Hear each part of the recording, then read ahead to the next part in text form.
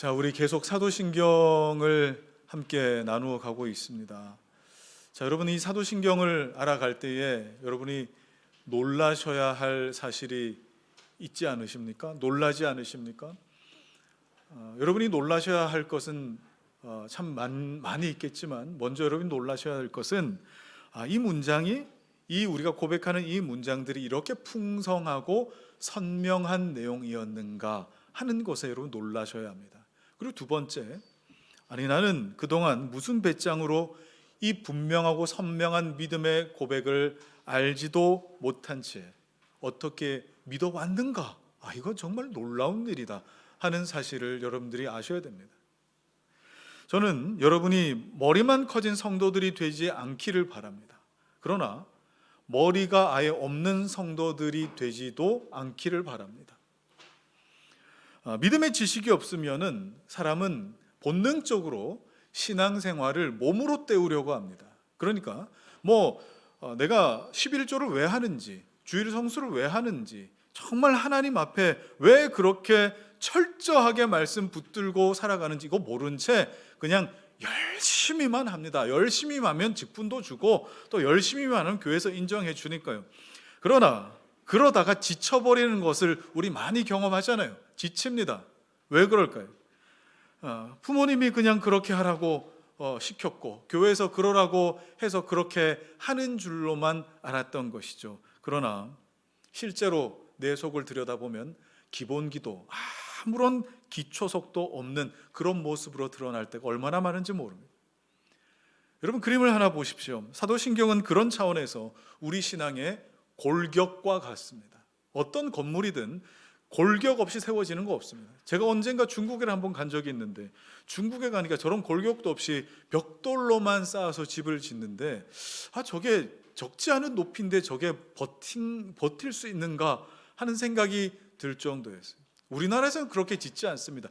골격이 있습니다. 그 골격 위에 믿음의 내용을 덧붙여서 이어간다라고 하는 거예요. 그러면 여러분, 우리 신앙이 그 골격이라는 게 뭐예요? 소위 이런 것입니다. 우리 지난 시간에 예수 그리스도께서 성령으로 잉태하여 동정녀 마리아에게 나셨다, 이 고백을 우리가 살폈었는데 그 동정녀 마리아에게 나시고라는 이 고백 이후에 예수님의 생애에 대해서 우리가 고백하지 않습니다. 예수님께서 무리를 걸으셨고 오병이어 사건을 행하셨고 이런 내용을 우리가 신앙 고백에 넣지 않습니다. 동정녀 마리아에게 나시고 그 다음에 본디오 빌라도의 고난을 받아 십자가에 죽으신 이 고백으로 바로 건너뛰더라 이 말이에요. 여러분, 이것이 바로 우리 신앙의 골격입니다. 예수님의 생애도 너무 중요하지만 우리 신앙의 큰 골격, 이 골격은 그리스도의 성육신과 그리고 이 땅에 성육신 하셔서 이루신 그 고난과 십자가 사역, 이것이 큰 골격이 되어서 이 골격이 여러분에게 빈약하거나 안으로 밖으로 휘어져 버려 있으면은 나중에 언젠가는 신앙의 치명상을 입고 무너질 수밖에 없습니다. 골격은 그런 것입니다. 많은 성도들이 그래도 나는 제법 이만큼 신앙생활을 해왔다라고 그렇게 생각을 하겠지만 여러분 한번 생각해 보시죠. 여러분의 신앙을 사도신경, 우리 고백하는 신앙 고백 위에 그대로 한번 대입해 보십시오. 동일 본질의 새 위격이신 우리 삼위 하나님의 그 풍성한 은혜를 여러분 아십니까? 예수께서 이 땅 가운데 오실 때 성육신 하신 것은 동일 본질의 하나님이시지만 두 본성 1인격의 그 풍성한 은혜가 우리에게 얼마나 큰 감동이며 은혜인지 아십니까? 삼위 하나님의 그 사역이 결국 어딜 향하여 가고 있는지 여러분 발견하실 수 있으십니까? 이런 뼈대가 없거나 약하니까 내 삶에 툭 하고 충격이 오면 충격으로 받아들이지 못하고 휘청하고 치명상으로 받고 넘어지는 일들이 여러분 있지 않습니까? 여러분 그런 거 경험해 본 적 없으십니까? 중요한 것은 내가 얼마나 많은 정보를 알고 있느냐, 그것이 아니라 그것을 하나님께서 말씀하신 성경을 얼마나 바르게 알고 있느냐 하는 것 아니겠어요?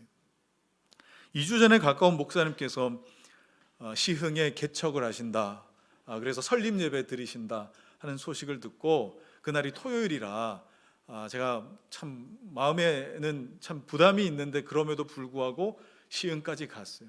또 토요일 날 해야 되는 일들이 많았기 때문에 오며 가며 이동 중에 설교 또 하고 뭐 이런 거 저런 거 하려고 일부러 대중교통을 이용하여 갔습니다. 굉장히 멀더라고요, 시흥이라는 곳이. 자, 그렇게 갔는데 주택가에 들어섰어요. 그런데 역에서 분명히 내려서 한참 걸어서 주택가 들어서고 한 이쯤이겠다 생각해서 갔는데 교회가 안 보이는 거예요. 이거 도대체 어딘 거야 하고 그제서야 다시 맵을 켜가지고 확인해 보니까 그만 지나버렸어요. 제가 들어간 골목이 아마 이렇게 생겼을 것 같습니다. 아마 그 골목이 그 골목인 것 같고 그 집이 그 집인 것 같아서 조금 옆에 지나보니까 아니 내가 지금 바르게 왔나 하고 자꾸 헷갈린 거예요. 알고 보니까 지나쳐버린 거예요. 제가 이렇게 경험하고 나서 우리 성도들 생각을 했습니다. 사람 사는 동네가 여러분 뭐 거기서 거기잖아요. 뭐 아파트면 아파트, 뭐 저런 마을이면 마을, 다 비슷비슷하게 살아갑니다. 그런데 내가 가야 할 목적지는 정확해야 돼요. 딱 거기여야 돼요. 비슷하다고 아무 집이나 들어가서 그냥 들어가면서 내가 가야 할 곳인 것처럼 해버리면 안 되는 거 아니겠습니까? 정확하게 가셔야 돼요. 그 옆집을 가셔서도 안 돼요. 그리고 같은 이름이라고 다른 지역으로 가셔서도 안 되는 겁니다. 바로 그 자리로 가셔야 돼요. 여러분이 기독교 신앙 안에 머무르면서 사용하는 용어가 비슷해진다거나 아니면 교회 공동체 안에서 상식적으로 지키는 어떤 에티켓을 우리가 함께 공유한다고 해서 나는 바르게 가고 있구나 라고 여러분 함부로 판단하지 마십시오. 내가 맞게 가는지 수시로 뭘 들여다봐야 돼요. 수시로 맵을 들여다봐야 돼요. 지도를 들여다봐야 된다고요. 그러지 않고 내 느낌으로 이쯤이겠다 생각해서 아무렇게나 문 열고 초인종 누르고 벌컥벌컥 들어가면 누구세요 도대체? 라고 할지도 모르는 거예요. 마지막 때에 여러분에게 이런 일이 일어나지 않았으면 좋겠습니다.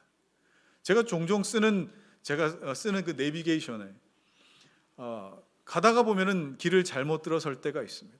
저런 동네도 마찬가지겠죠. 그러면 항상 알려줍니다. 경로를 이탈하여 재검색합니다.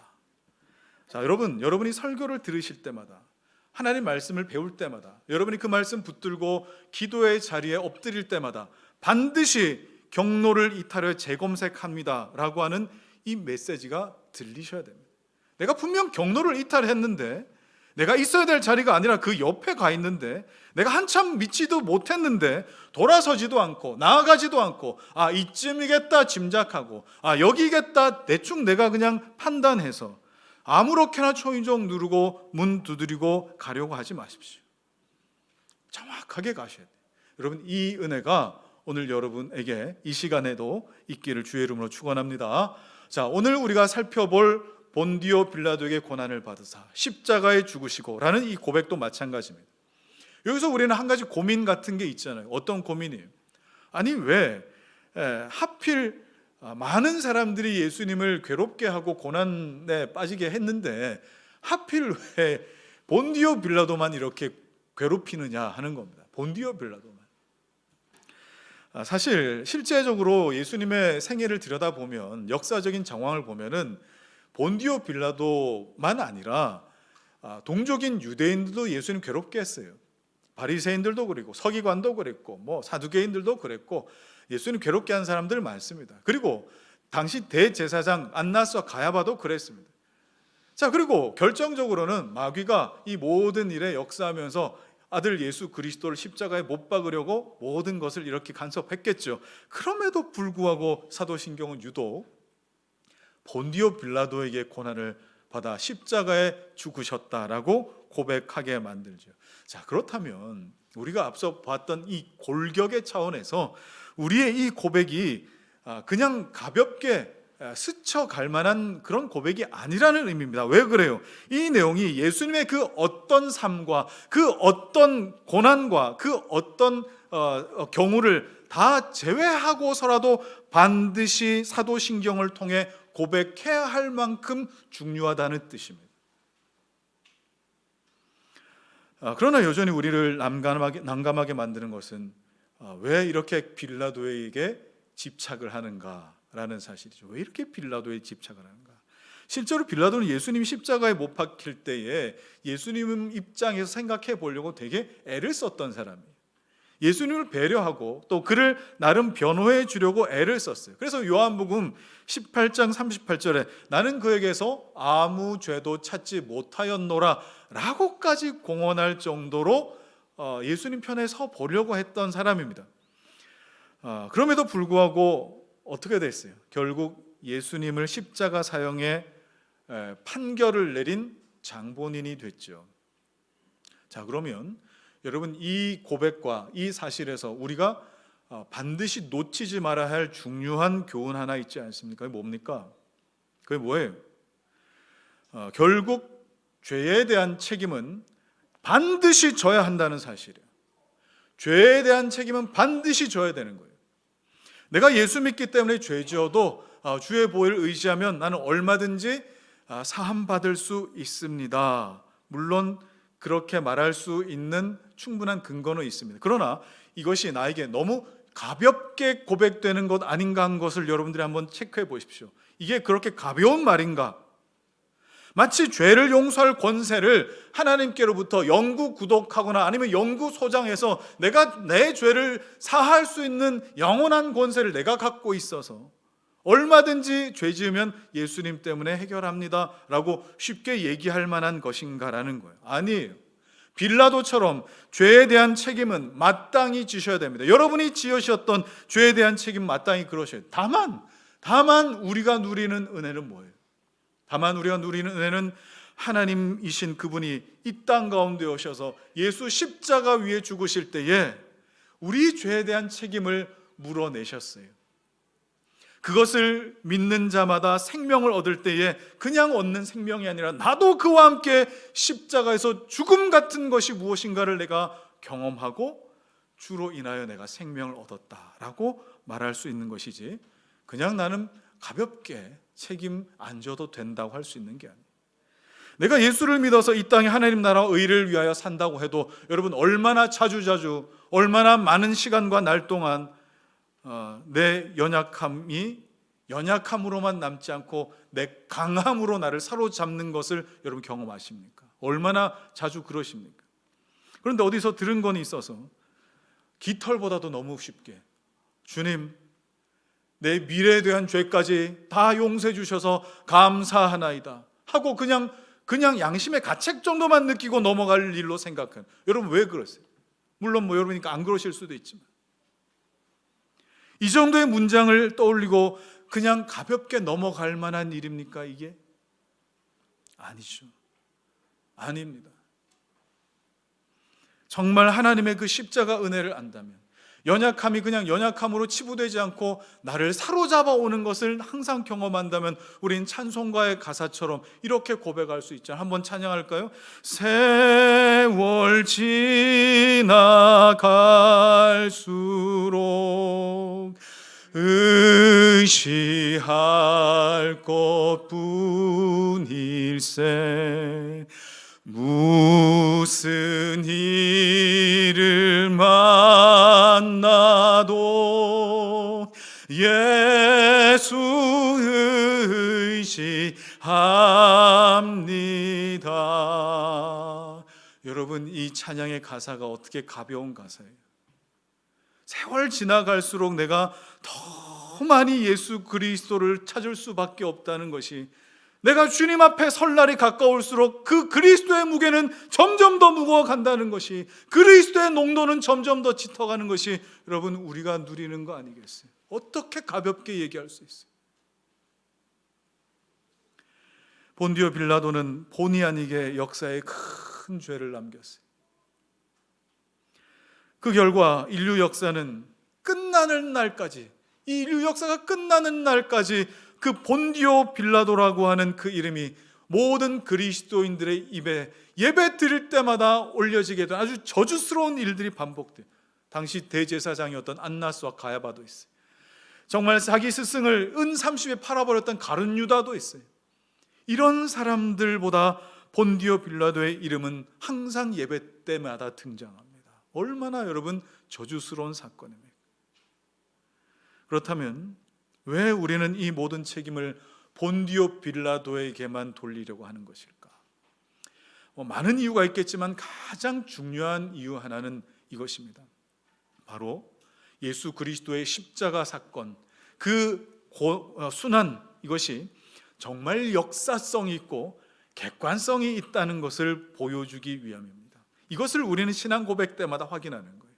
자, 예수님의 순환과 죽으심이 여러분 신화가 아닙니다. 그냥 전설 같은 이야기가 아니라고요. 실제 역사의 공간 안에서, 어떤 특정 지역 안에서 실제 그 시간에, 그때에 반드시 일어났었던 그런 실제적인 사건인 것을 분명하게 하기 위해서입니다. 여러분, 우리가 이게 신앙생활을 할 때 얼마나 중요하고 기초적인 내용이 되는지 모릅니다. 왜냐하면 같은 성경을 봐도 알미니안들처럼 내가 취할 것은 취하고 거를 것은 거르겠다, 이렇게 생각하는 자들도 있죠. 그죠? 그리고 명심보감이나 우화처럼 성경은 교훈을 들려주기 위하여 지어진 사람의 이야기다, 이렇게 생각하는 사람들도 있는데, 그 사람들 중에는 목회자도 있고 신학자들도 있습니다. 특별히 그 유명한 칼바르트 같은 인물도 성경의 역사성을 부인했죠. 이 놀라운 일들, 그건 그 안에 교훈이 중요하다, 실제로 일어난 어떤 역사적인 일이 아니라 그 안에 교훈, 거기에 담긴 의미가 중요하다라고 이렇게 주장했습니다. 그럼 여러분, 오병이어의 사건은 뭐가 되는 거예요? 예수께서 무리를 걸으신 사건 뭐가 되는 거예요? 물이 변화의 포도주 사건 된 그건 무엇을 의미하고, 나사로야 나오라 해서 무덤 문을 열고 나온 이 사건은 뭐가 되느냐, 이 말입니다. 그러나 이런 그의 주장을 따른 그 목회자들과 또 그 교단의 교회들을 한번 보십시오. 예수께서 실제로 십자가에 죽으시고 부활하셔서 이 땅 가운데에 그 부활의 능력을 우리에게 보여주셨다. 거기에서 그 역사성은 다 뒤로 한 채 그 교훈만 얻으려고 합니다. 여러분, 지금 우리는 사순절을 따로 지키지 않지만 지금 사순절 기간입니다. 사순절 기간 안에 이런 믿음의 고백을 가지고 있는 사람들은 이 사순절 기간이 마냥 어떻게만 느껴지죠? 그냥 슬프다, 정말 슬프다. 그리고 부활절에는 정말 기쁘다. 여러분, 사순절과 부활절이 정말 슬프고 정말 기쁜 것의 매년 반복인 거예요? 여러분, 그렇지 않아요. 이런 감정의 라인에서 벗어나질 못하죠. 이런 신학을 가지고 있으니까. 그러나 부활의 능력을 가지고, 그 부활의 능력이 실제라는 것을 우리가 알고 죽음과 같은 내 삶의 문을 벌컥벌컥 열 수 있는 능력이 우리에게 있다는 사실을 안다면 우리는 그렇게 살지 않습니다. 우리는 그렇게 믿지 않습니다. 우리는 이걸 믿죠. 예수께서 이 세상의 역사가들이 정말 객관적으로 기록해둔 그 기록에도 등장하시고 그렇게 십자가를 지시고 부활하셨다는 사실을 우리는 믿습니다. 여러분, 믿으십니까? 아멘이죠. 아멘. 근데 그 객관적이고 역사적인 이 사실이 굉장히 흥미로워요. 당시 유대 지역을 다스렸던 분봉왕이 있습니다. 여러 분봉왕이 있지만 그 지역에는 헤롯이라고 하는 사람이 다스렸어요. 그런데 그 정치력이 좀 부족했는지 그가 다스리는 그때 그 지역에 이렇게 분쟁도 많이 일어나고 반란 같은 것도 많이 일어났던 겁니다. 그러니까 로마 입장에서는 굉장히 불편하죠. 아니, 왜 자꾸 이렇게 똑바로 일을 못할까?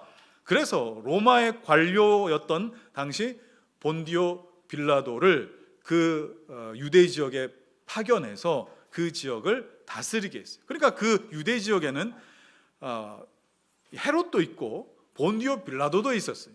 그러니까 두 사람의 사이가 좋았겠어요, 안 좋았겠어요? 안 좋죠. 서로 불편한 관계였던 겁니다. 그렇게 AD 26년부터 36년, 한 10여 년 정도를 실제로 본디오 빌라도가 거기에 와서 다스렸던 기록이 있었던 겁니다. 그렇게 자기가 있는 동안에 정말 예수께서 자기 앞에 등장하셨고, 그리고 자기는 어떠한 이유로 십자가 판결을 내릴 수밖에 없었던 거예요. 자, 빌라도의 보고서라는 책이 있습니다.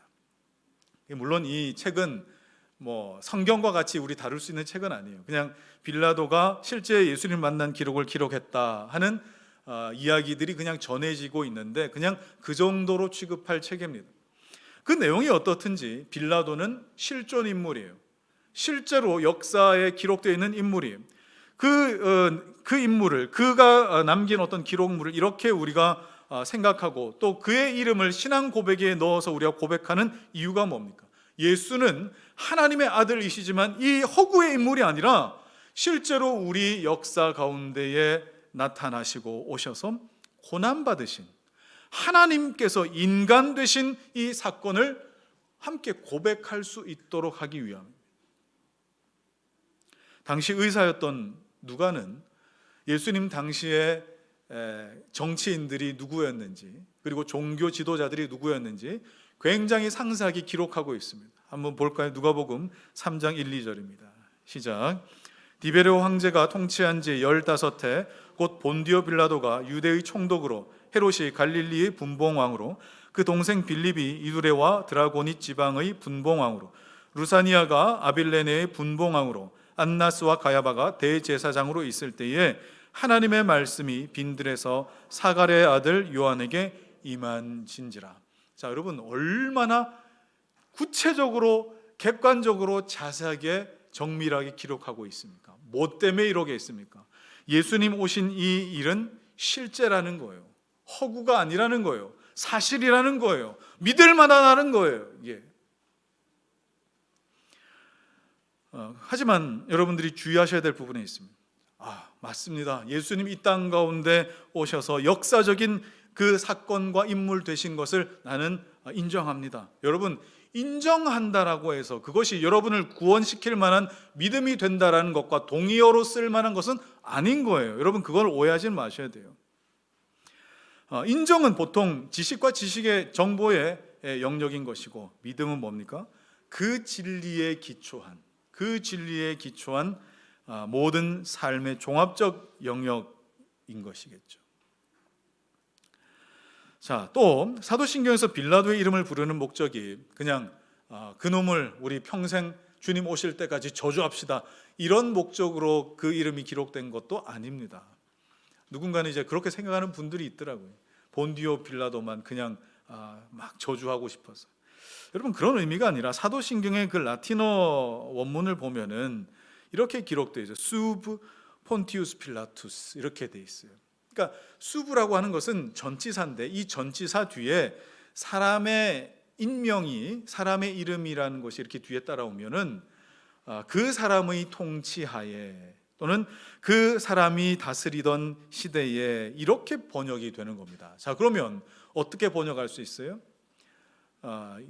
본디오 빌라도의 치하에서 고난을 받으셨다, 이렇게 고백할 수 있는 내용이잖아요. 이게 정확한 표현이에요. 그래서 로마 카톨릭 천주교에서 쓰는 사도신경을 보면은 정확하게 이렇게 표현되어 있어요. 본디오 빌라도 통치 아래에서 고난을 받으시고, 이렇게 정확하게 번역이 되어 있는데, 이건 우리도 한번 참고해 볼 만한 이야기인 것 같습니다. 자, 그러면 이제 조금 더 다른 질문을 한번 해보시죠. 그러면 여러분, 본디오 빌라도의 고난을 받아 십자가에 돌아가신 이것이 여러분에게는 어떤 의미가 되는 거예요? 나에게는 어떤 의미가 되는 겁니까? 여러분 신앙생활하면서 여러분 말씀을 듣거나 어떤 진리와 교리를 배우게 될 때 항상 물으셔야 할 질문입니다. 이 말씀이 오늘 나랑 무슨 상관이 있느냐? 저는 처음부터 신학에 관심이 있던 사람이 아닙니다.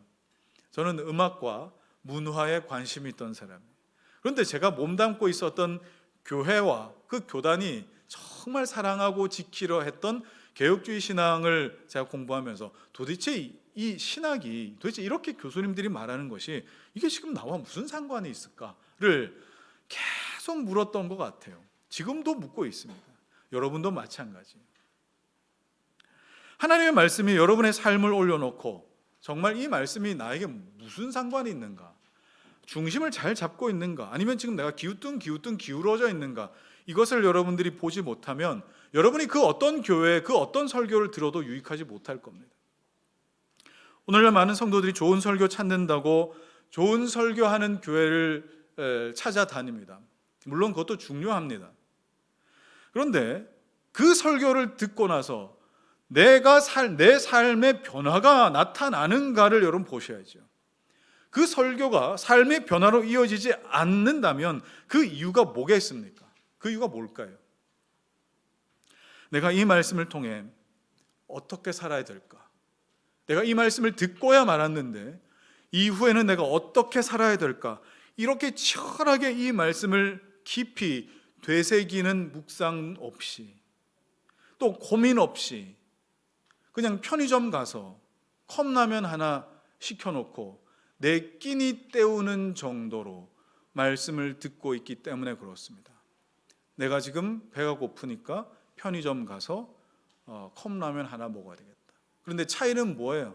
조금 더 비싼 컵라면이냐, 아니면 그냥 기본값 정도 하는 컵라면이냐, 뭐 이 정도 차이인 것이지, 그냥 늘 배고프면은 편의점 가서 컵라면 먹는 것, 이 정도로 여러분이 말씀을 들으면은 여러분 그 어떤 교회 어떤 설교를 들어도 여러분의 삶은 변하지 않습니다. 절대 변하지 않습니다. 그건 여러분의 건강을 지키지 못하는 거잖아요. 늘 배고프면 편의점 가서 컵라면 먹는데 어떻게 사람이 건강해집니까? 말씀이 나를 살리고요, 정말 말씀이 여러분을 건강하게 하려면 2000년 전에 기록되어 있는 이 말씀, 아니 그 이전보다 더 저전에 기록된 이 말씀이 지금 여러분에게 재현되어 나타나야 돼요. 지금 여러분이 재현되셔야 된다. 그 사건과 그 말씀이 우리 가운데. 그래서 여러분은 지금 박물관에 오셔가지고 그 옛날 어떤 일들, 그 옛날 그림들 확인하면서 야, 참 잘 그렸다, 참 대단하다, 배고프면은 또 박물관에 있는 편의점 가서 또 컵라면 먹고, 이런 차원으로 여러분 지금 이 자리에 와 계신 거 아니잖아요. 그죠? 당장 여러분의 가정에서, 당장 여러분 지금 직장에서 일하면서, 누군가 사업 파트너를 만나면서, 여러분이 학교에서 공부하면서, 캠퍼스에서 버텨야 돼요. 대답해야 돼요. 결정해야 돼요. 방향을 잡아야 돼요. 내가 지금 어떻게 해야 될까 결정해야 돼요. 그러기 위해 때로는 싸울 힘을 얻을 양식을 찾아야 되고, 버텨내야 될 부목 같은 것이 있어야 되고, 정말 나를 위로해줄, 치료해줄 약이 때로는 필요하고, 여러분 그걸 한 단어로 표현하자면 뭡니까? 곧 우리 주 예수 그리스도이십니다. 여러분 믿으십니까? 여러분은 예수 그리스도를 얻으려고 오신 거예요. 예수 그리스도를 얻으려고. 이 일은 말씀과 성령을 통해 우리에게 현실이 됩니다. 그래서 하나님의 말씀을 단순히 어떤 신비한 문자라든지 신비한 어떤 글처럼 이해하는 것이 아니라 인간의 역사를 배경으로 하고 있다. 하나님의 말씀이신데 인간의 역사를 배경으로 하고 있다. 우리의 신앙을 고백하는데 본디오 빌라도라고 하는 실제 이름을 집어넣고 있다. 무엇을 뜻합니까?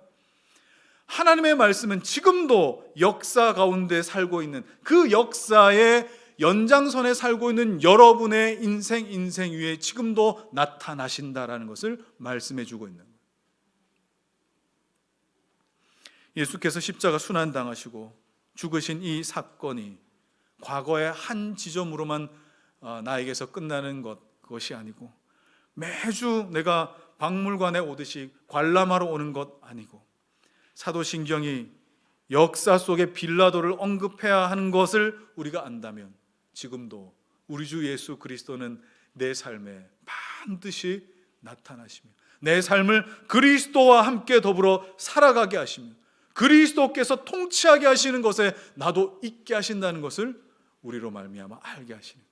여러분 그런 삶으로 초대받으셨다는 것을 믿으시기 바랍니다. 이게 바로 본디오 빌라도에게 고난을 받으사 십자가에 못 박혀 죽으셨다라고 하는 이 문장이 갖고 있는 교훈인 거예요. 자, 그러면 이렇게 질문할 수도 있겠죠. 아니면 그때 일어난 일이 지금도 일어난다면 성경에 나타난 모든 기적은 지금도 일어날 수 있단 말입니까? 홍해도 갈라지고 죽은 자가 살고 이 일이 일어날 수 있다는 말입니까? 여러분 물론 그럴 수 있습니다. 하나님 전능하시잖아요. 하나님 전능하시기 때문에 과거 성경에 기록된 그 기적을 나타내실 수도 있습니다. 하지만 본질적인 것은 그 기적이 아니에요. 그 기적이 뭘 말하고 있는가를 보셔야죠. 그 기적은 신구약 성경에 나오는 모든 기적은 바로 우리 주 예수 그리스도를 가리키고 있습니다. 그걸 따라하라고 주신 것이 아니에요. 예수 그리스도를 바라보라고. 예수님 무리를 걸으신 것은 이 모든 만물을 창조하신 창조주가 되신다는 것을 나타내시는 것이고, 그분이 오병이어로 많은 사람들을 배불리 먹이신 것은 그분이 자기 자신이 생명의 떡으로 오셔서 많은 사람들에게 나누어 주시는 생명의 참떡 되신다는 것을 말씀해 주시는 거예요. 하나님 원하시면 지금도 놀라운 일을 행하실 수 있죠. 여러분 믿으십니까? 아멘입니다. 그러나 그보다 훨씬 더 중요한 것은 그 기적이 가리키고 있는 예수 그리스도를, 아니 그 예수 그리스도가 나와 무슨 상관이 있느냐 하는 겁니다. 성경의 모든 기적들이 가리키고 있는 그 대상을 발견하고 예수 그리스도를 믿어서 내가 그 안에 살고 그가 내 안에 사시는 삶을 살고 있느냐, 그것이 나에게 가능한 일이 되었느냐, 그게 여러분이 경험하는 가장 큰 기적이에요. 가장 큰 기적이라. 바울은 로마서에서 이렇게 선포합니다. 로마서 6장 3절 말씀 읽어주십시오. 시작. 무릇 그리스도 예수와 합하여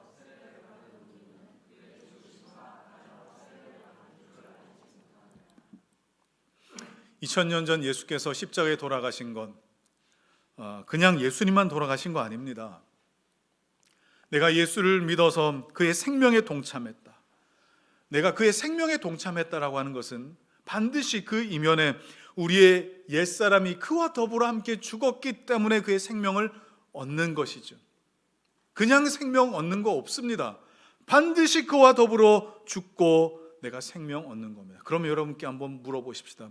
여러분은 정말 구원 받으셨습니까?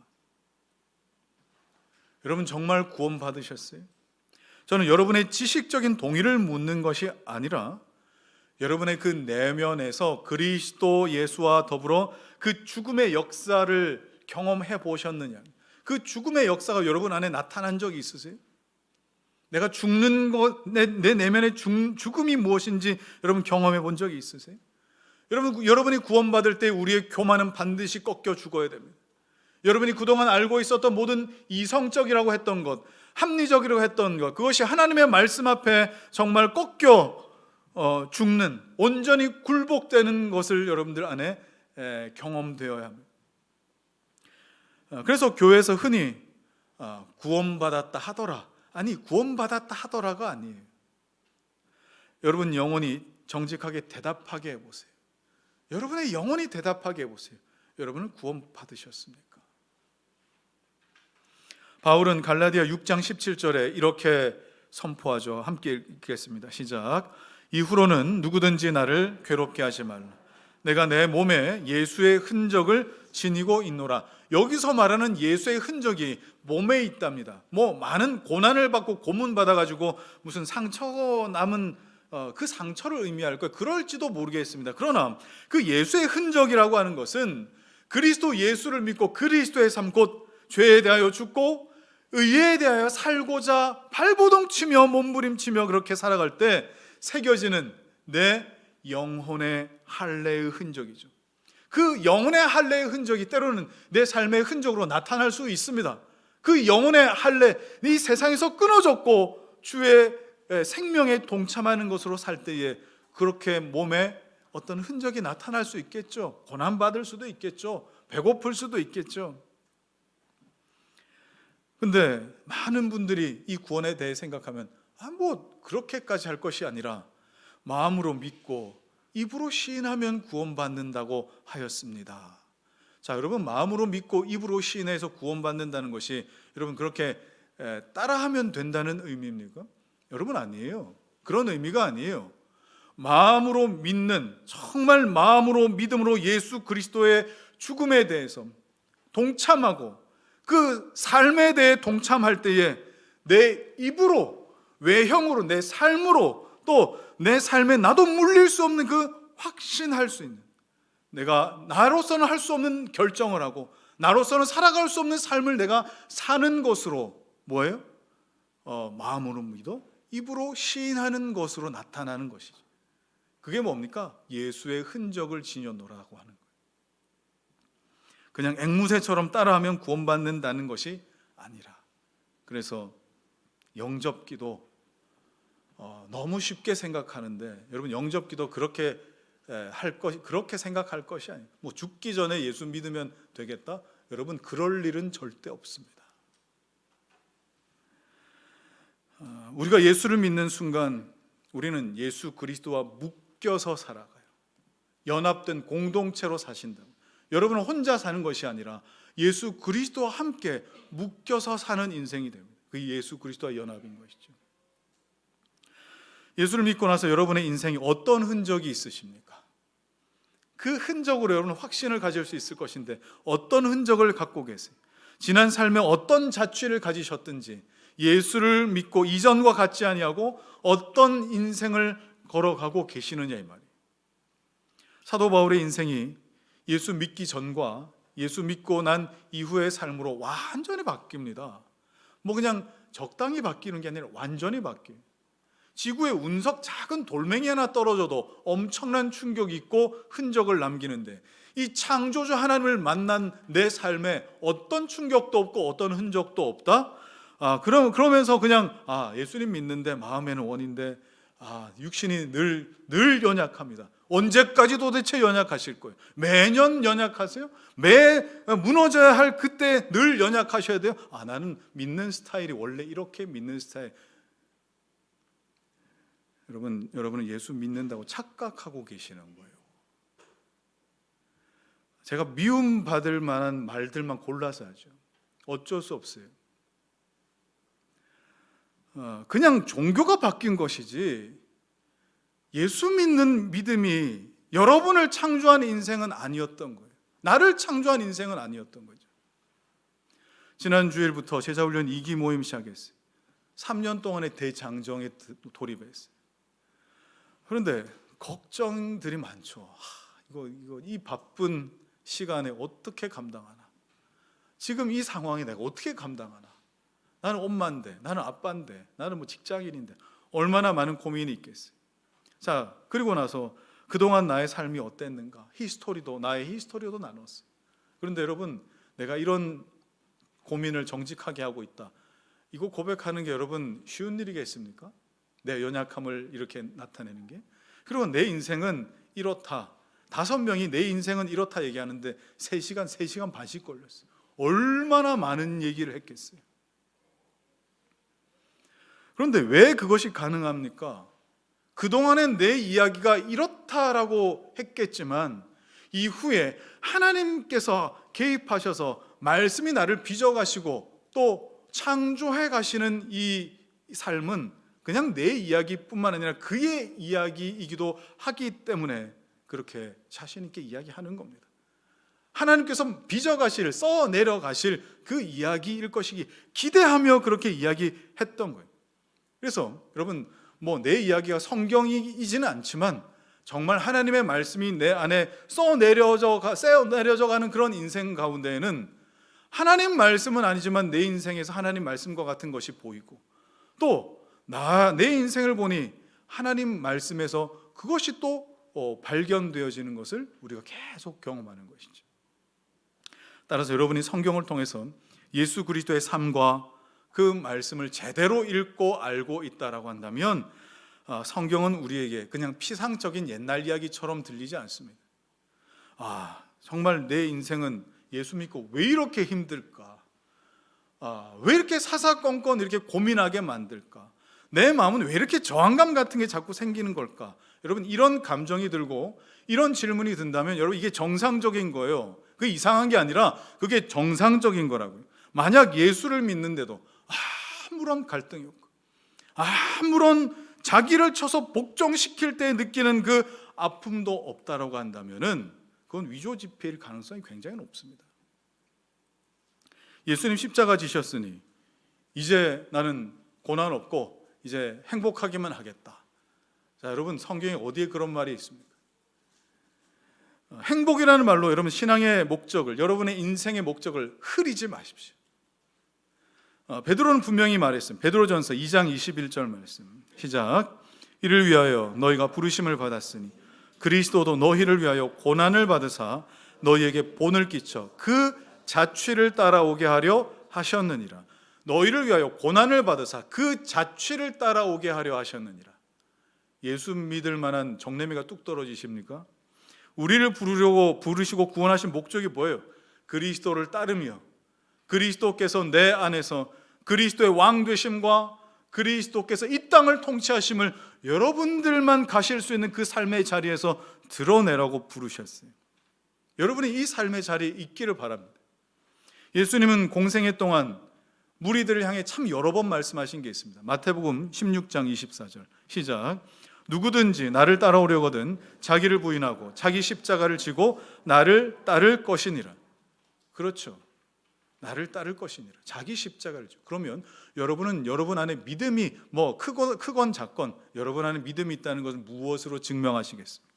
단 한 말씀이라도 내 삶에 온전히 녹여내서 순종하려고 몸부림칠 때 여러분의 믿음은 드러나는 거예요.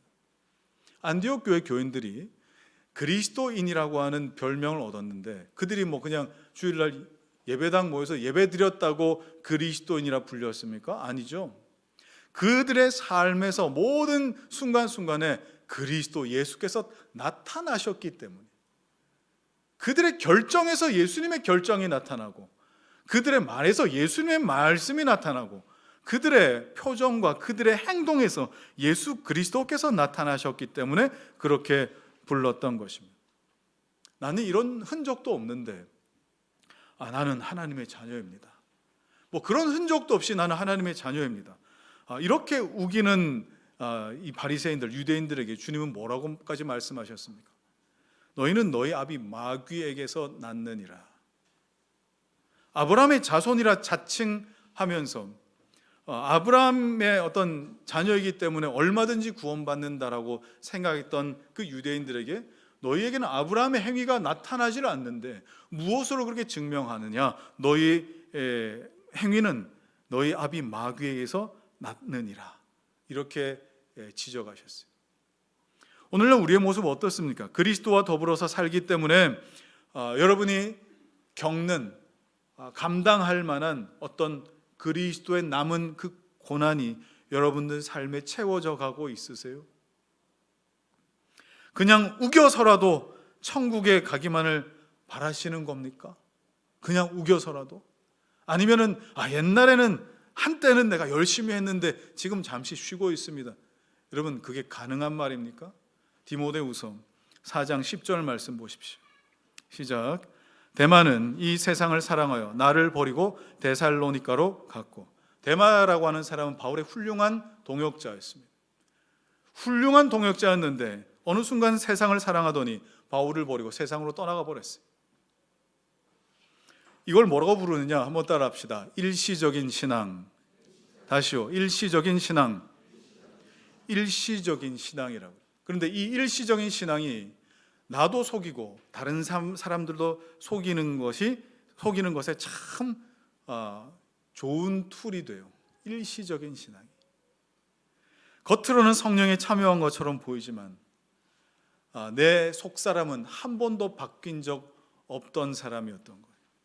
데마를 통해서도 우리도 얼마든지 그럴 수 있다는 걸 우리에게 보여주지 않습니까? 자, 따라서 예수님이 본디오 빌라도 치하에서 고난을 받으셨다라고 하는 이 고백은 우리의 이 믿음이라고 하는 것이 그냥 피상적인 관념 속에서의 어떤 이 동의 정도가 아니라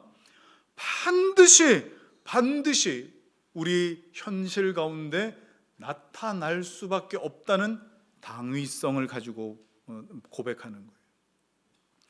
여러분의 믿음은 지금 여러분의 현재의 삶과 고난 속에서 증명되셔야 됩니다. 아무런 일도 없고 그냥 살아갈 만할 때는 얼마든지 웃으면서 신앙생활을 할 수 있습니다. 아무나 다 그럴 수 있습니다. 하지만 진짜 신앙의 실체는 여러분이 겪고 있는 그 위기의 순간에 드러납니다.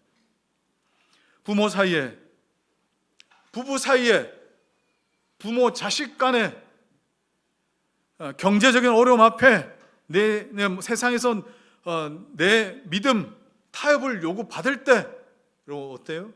그때 여러분 믿음 드러난다고요. 고난이 없으면 누구나 성도인 척할 수 있습니다. 그러나 진짜 위기의 순간에 정말 내가 누구인가 하는 것을 드러내 보여줄 수 있는 거예요. 그래서 초대교회 성도들이 막 그렇게 심하게 고난을 받고 화형에 처해지고 사자에게 갈기갈기 찢어질 때 하나님께서 그들의 고난을 위기를 줄여주셨습니까?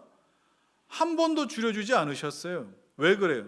그 고난 가운데 교회를 지키고 교회의 믿음을 지켜가기 위한 도구로 그 고난을 때로는 삼으시기도 했던 겁니다. 어떻게 보면 굉장히 야속하게 들릴지 모르겠습니다. 그러나 고난이라고 하는 것은 우리 믿음의 진위를 가려내는 뭐와 같아요? 이건 시약과 같은 겁니다.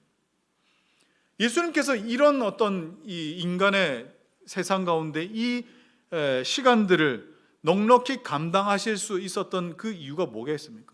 그건 바로 예수님 기도하셨기 때문에. 자, 겟세마네 기도를 한번 보실까요? 마태복음 26장 39절입니다. 시작. 조금 나아가사 얼굴을 땅에 대시고 엎드려 기도하여 이르시되 내 아버지여, 만일 할만하시거든 이 잔을 내게서 지나가게 하옵소서. 그러나 나의 원대로 마시옵고 아버지의 원대로 하옵소서 하시고, 나의 원대로 마시옵고 아버지의 원대로 하옵소서.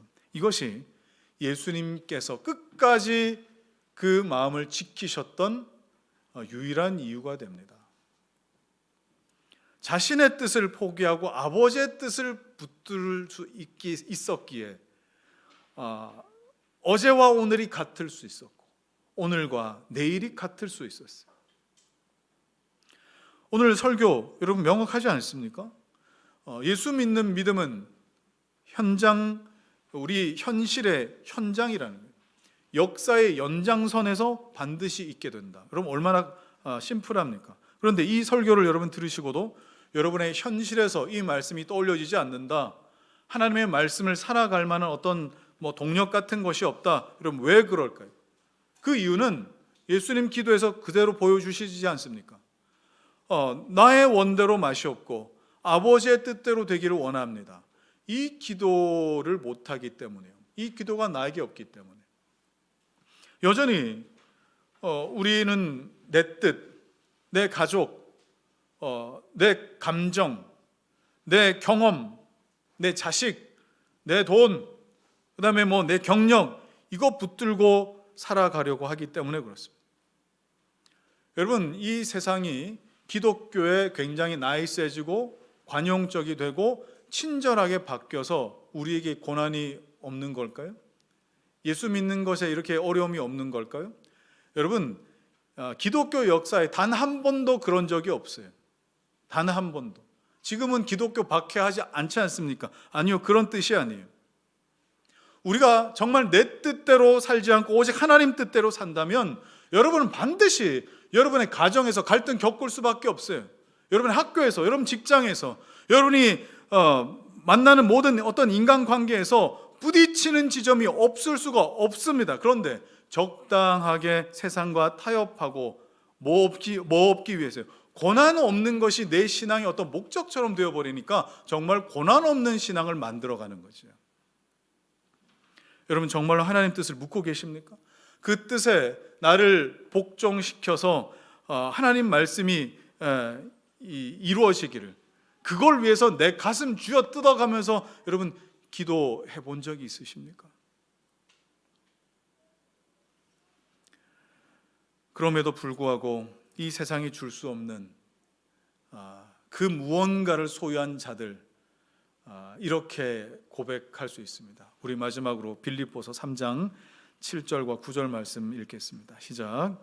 그러나 무엇이든지 내게 유익하던 것을 내가 그리스도를 위하여 다 해로 여길 뿐더러 또한 모든 것을 해로 여김은 내 주 그리스도 예수를 아는 지식이 가장 고상하기 때문이라.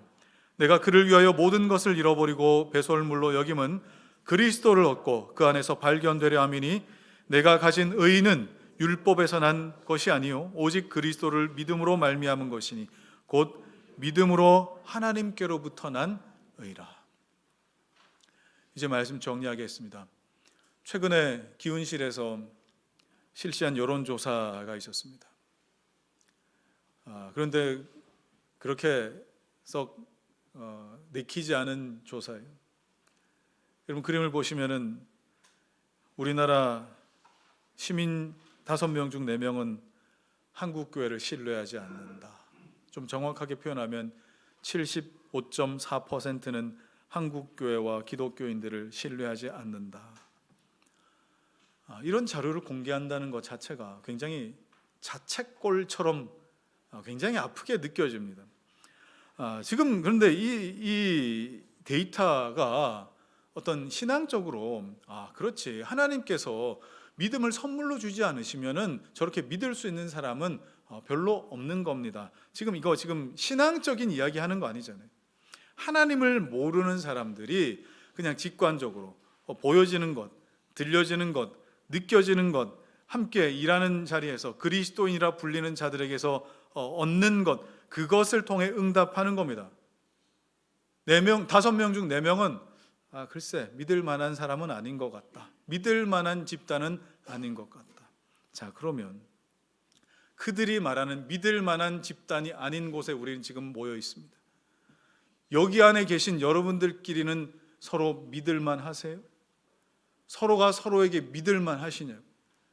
서로에게서 예수 그리스도를 발견해 가십니까? 서로에게서 정말 내가 죽고 우리 주 예수 그리스도만 나타나기 위해서 서로에게 성실하십니까?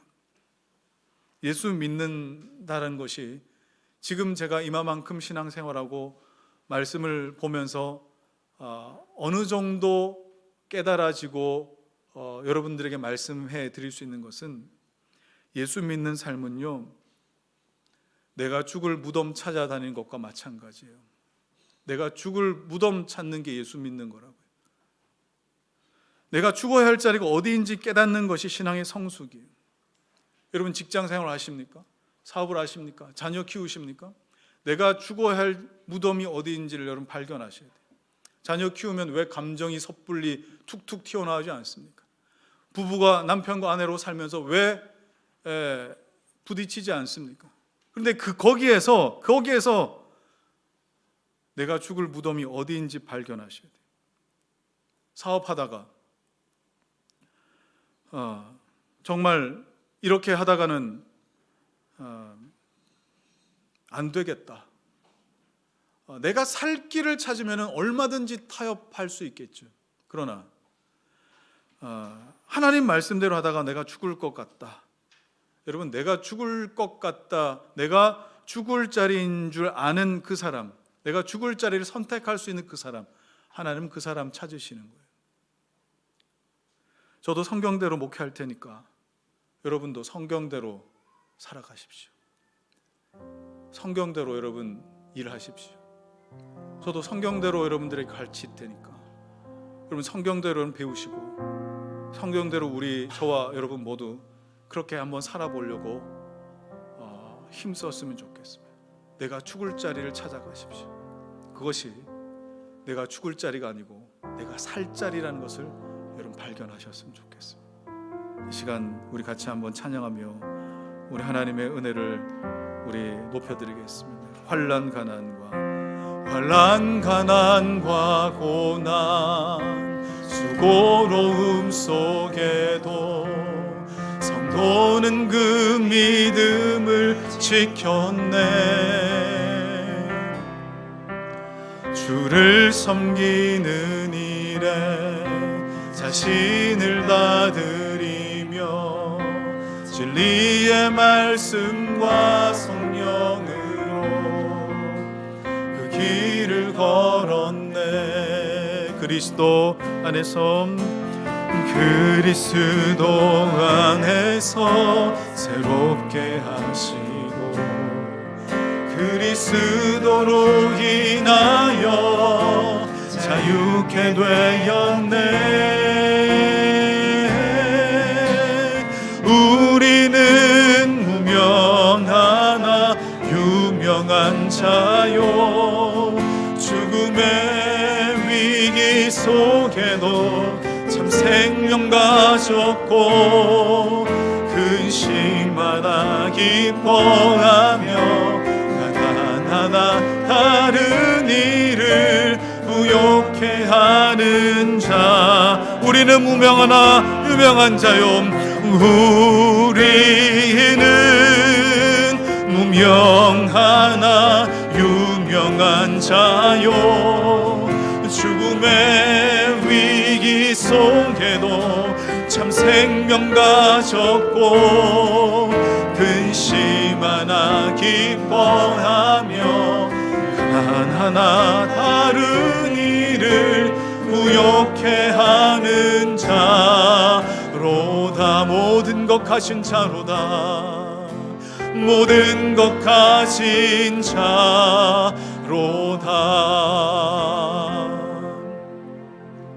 자, 여러분, 오늘 우리는 역사 속에 없어도, 우리와 상관없어도 될 만한 인물인 본디오 빌라도, 그 이름을 우리 신앙 고백 안에 넣은 그 이유에 대해서 살폈습니다.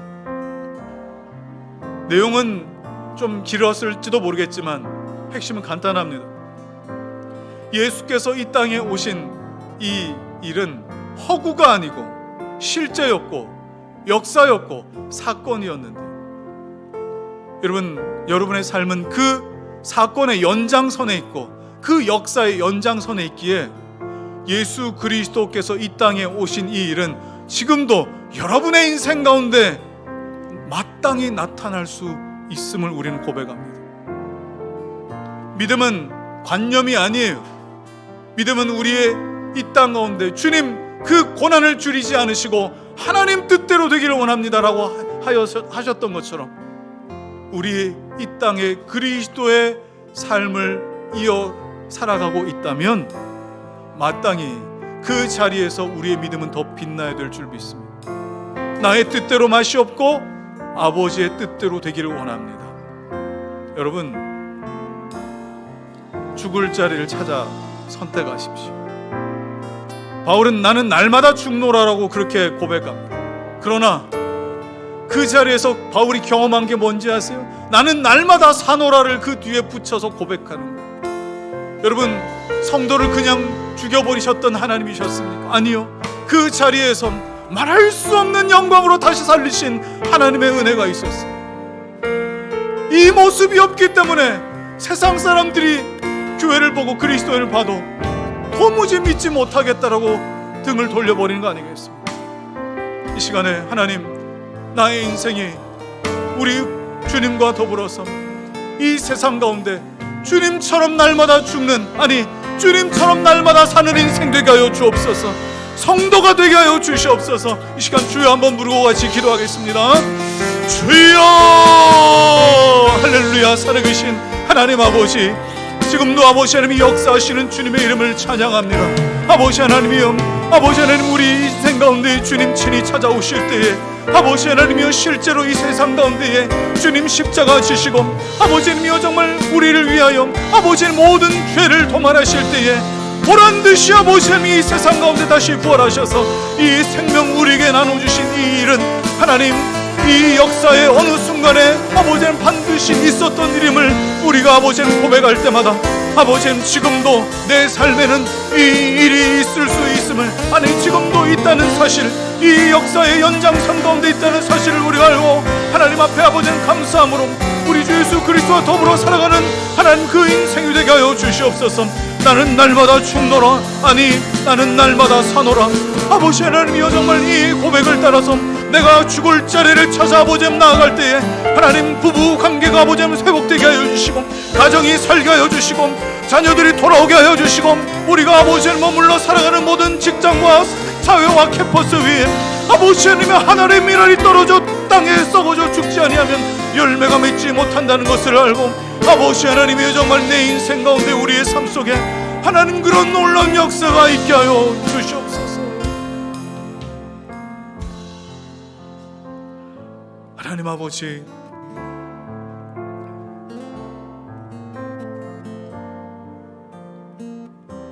나는 과연 예수를 믿는 자인지,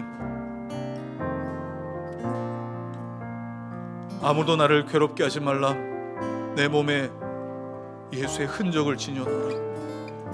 이 흔적은 내 삶에 얼마나 크고 작게 나타나고 있는지, 내 죽을 자리에서 나를 살리시는 그 흔적은 얼마나 많이 가지고 있는지 오늘 말씀을 통해 실제가 되신 우리 주 예수 그리스도를 대면하였습니다. 하나님, 이제 이들을 증명하셔야 할 삶의 자리로 보냅니다. 하나님, 그 자리에서 내가 죽을 자리를 선택하게 하시고, 그러나 그 자리에서 내가 우리 주님과 더불어 살아나는 은혜를 누리게 하여 주옵소서. 이제는 우리 주 예수 그리스도의 은혜와 하나님의 사랑과 성령의 교통하심이 내 몸에 예수의 흔적을 지녔노라. 이 일로 내가 오히려 감사하고 주님을 찬양하며 살아가기로 소망하는 사랑하는 성도들 머리 위에와 저들의 삶과 생업과 저들의 가정과 자녀와 주의 몸된 교회 위에 이제로부터 영원토록 함께 있을지어다. 아멘.